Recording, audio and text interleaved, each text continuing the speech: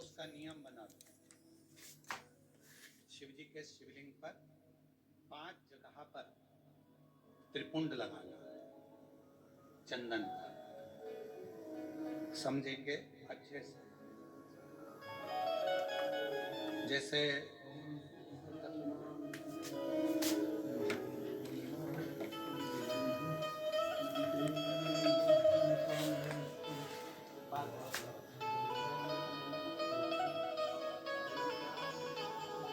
जैसे मान लो शंकर भगवान का शिवलिंग है और ये शिव जी का शिवलिंग है, ये जलाधारी है, ये गणेश जी का स्थान, कार्तिकेय का स्थान, बीच में अशोक सुंदरी का स्थान। शिव जी के ऊपर जो बूंद बूंद पानी जलाधारी में से टपकता है वो शिव जी की 5 लड़कियां। नाम बोलेंगे साथ में, जया, विषहरा, शामली बारी, दौतली, देव। शिव जी की 5 बेटियां। शिवलिंग में अगर आपने, डॉक्टर ने कहा कि बहुत बड़ी बीमारी है, तकलीफ है, 5 स्थान पर त्रिपुंड लगाना प्रारंभ करो।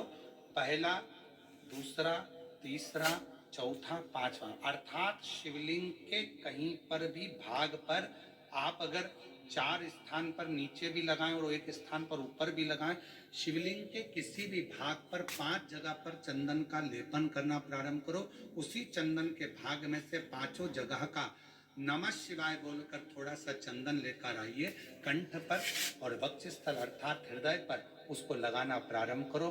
धीरे धीरे धीरे धीरे रोग कंट्रोल में आएगा और दुख मिटना प्रारंभ हो जाएगा। दुख मिटेगा।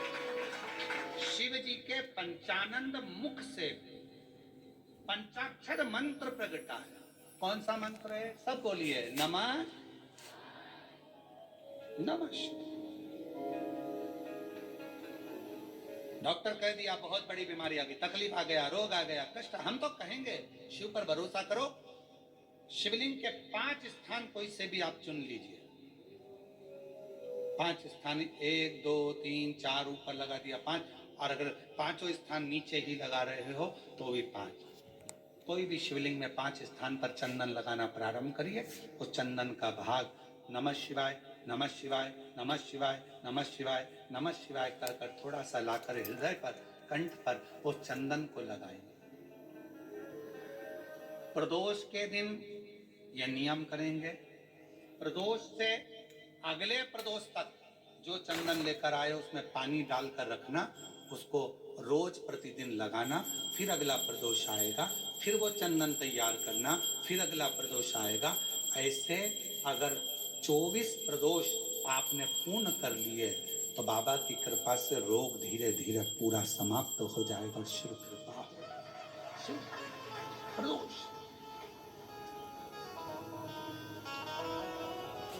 क्या बोलना है? शिव जी के पंचाक्षर मंत्र का उच्चारण सब साथ में करिए। नमः शिवाय नमः शिवाय नमः शिवाय ओम नमः शिवाय नमः शिवाय नमः शिवाय ओम। पंचाक्षर मंत्र का उच्चारण करिए। एक एक संत की लिस्ट उठाकर देखिए। प्रहलाद जी को देखिए, ध्रुव जी को देखिए, मीराबाई को देखिए, कर्माबाई को देखिए। जितने जितने जिन्होंने भगवान को प्राप्त करा उन्होंने अपना कोई घर नहीं त्यागा था। उन्होंने तो बस अपने भीतर के विकारों को, अहंकार को, काम को, लोभ को, आसक्ति को, तृष्णा को, वासना को त्याग दिया था। तो भगवान को मिलने में देरी नहीं।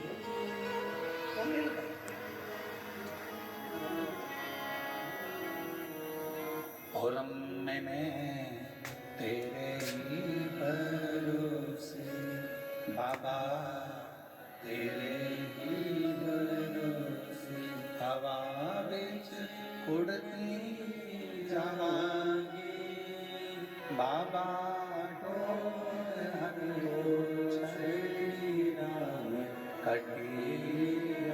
स्पीकरों को थोड़ा कम कर दो, हट से रहे हैं। मैं तेरे शंभो, मैं तेरे हवा में उड़ती जवानी बाबा डोर हर तो छैना कटी जवानी। शिव कथा कर रहे भगवान शंकर का चरित्र कर रहे, शिव महापुराण की कथा कर।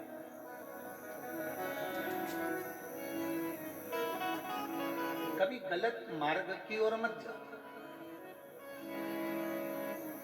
सद्विचारों से आनंदित रहो, अच्छे विचार अपने भीतर ले।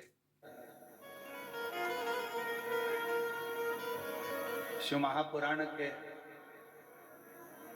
रुद्रखंड में एक बात कही गई कि जैसे जैसे कलिकाल बढ़ता चले जाएगा वैसे वैसे लोग अपने अपने मत संसार के सामने रखते चले जाएंगे।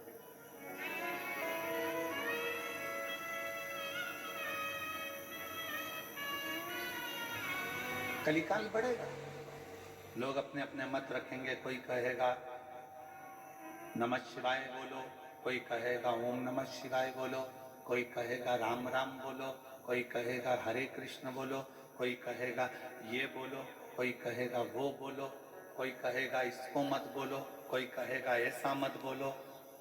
जैसे जैसे कलयुग बढ़ता चले जाएगा, जैसे जैसे कलयुग बढ़ेगा वैसे वैसे लोग अपना अपना मत रखेंगे। अब दुनिया के लोग अपना मत रख रहे हैं तो तुम भी अपना मत रखो।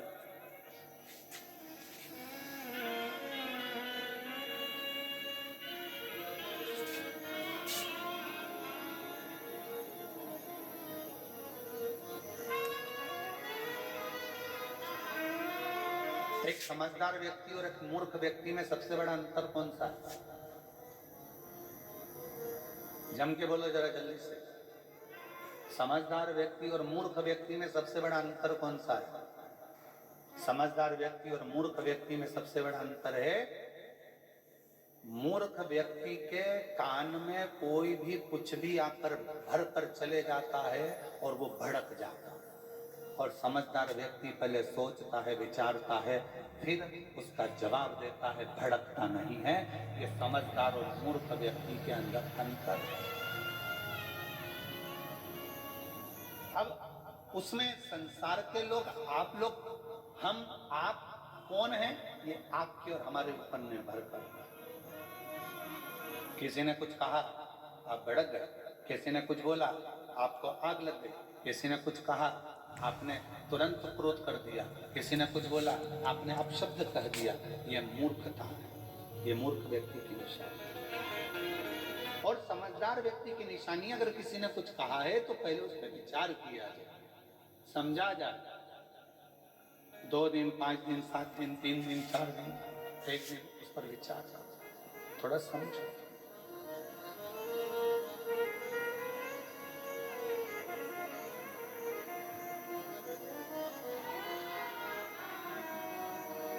आजकल एक नया काम हो गया, नए नए लड़का लड़कियां कहते हैं कि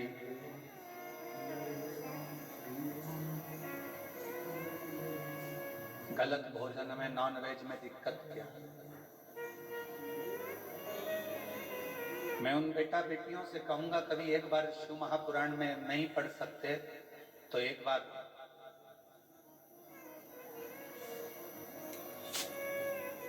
उज्जैन में 84 महादेव में एक महादेव है 21वें नंबर पे, उनका दर्शन कर। उज्जैन में जाकर दर्शन नहीं कर सकते तो काशी के 80 घाट के नजदीक में एक मंदिर है, उसका दर्शन कर। वहां भी नहीं जा सकते तो आंध्र प्रदेश का एक मंदिर है, उसका दर्शन कर आओ।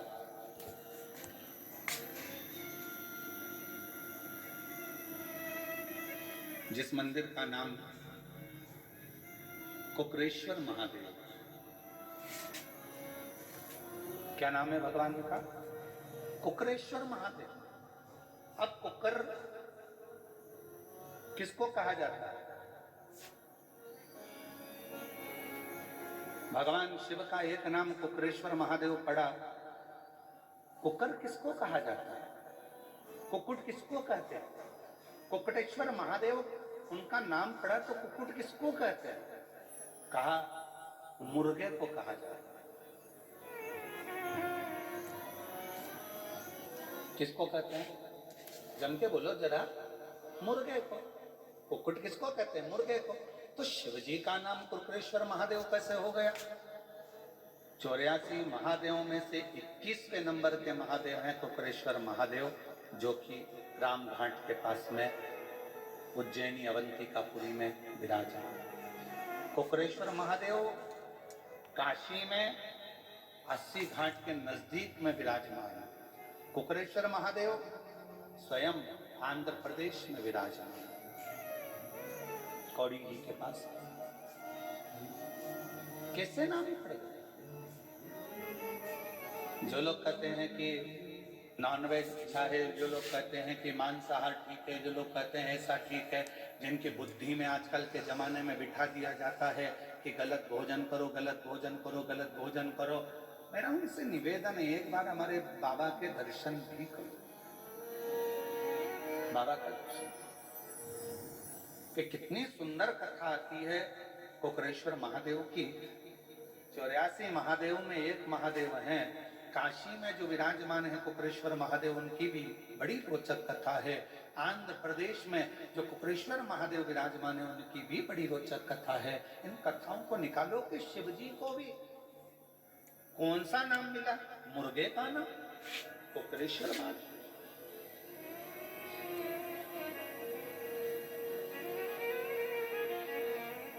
कोई उनको कुक्कुरेश्वर महादेव कहता है, कोई उनको कुक्कुरेश्वर महादेव कहता है। ऐसा नाम क्यों रखा? कहा एक कौशिक नाम के राजा हुए, बड़े विद्वान, बहुत,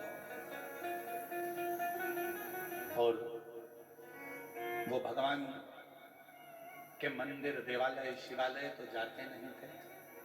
बस अपनी मस्ती में रहना, अपनी प्रजा को कोई तकलीफ ना हो, अपनी प्रजा को कोई कष्ट ना हो, उसका ध्यान रखते थे और अपने काम में लगे रहते। कभी कभी मन करता तो देवालय, तीर्थ, शिवालय चले जाते, भगवान के मंदिर चले जाते, स्मरण करते। उनकी पत्नी उनसे बहुत दुखी। कौशिक राजा की जो धर्म पत्नी थी वो बड़ी दुखी थी। क्यों? क्योंकि जिस दिन से कौशिक राजा के साथ में उनका विवाह हुआ था, उस दिन से वो धर्म पत्नी ने अपने पति को शाम का सूरज ढलते ही, जैसे ही सूरज ढला और सुबह का सूरज उगा, तब तक उनका पति उनके पास में नहीं रहेगा।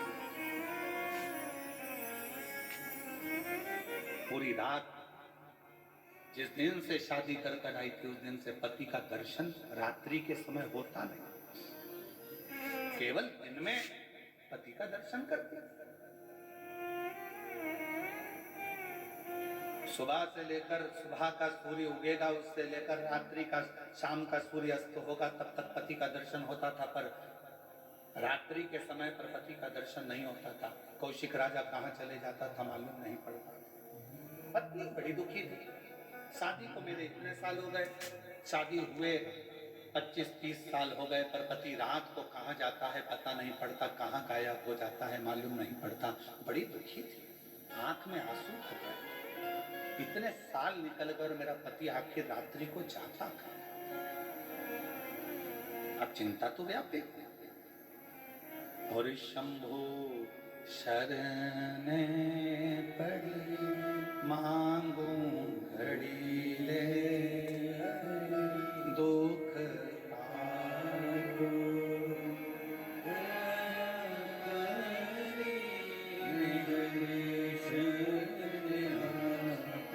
ओ शंभु शरण मांगू घड़ी रे, दुख दया।